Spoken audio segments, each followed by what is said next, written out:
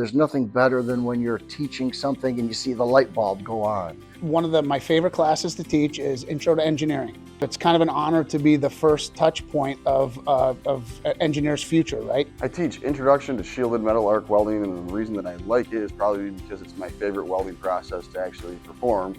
I teach thermodynamics, which is a fun class. It's a challenging class, but it's a subject that touches on everything from why does your refrigerator work, to car engine, to black holes, and the Big Bang. The MCP 1280, which is the CNC machining class, that's probably my favorite one because I feel it really prepares the students for where the jobs are in machining, and I come from industry as a machinist. There's probably two key classes that I teach for engineering science, and that's statics and dynamics. They're great preparatory classes because they really teach you how to think and calibrate your mind for the things you're going to see once you go to 4-year.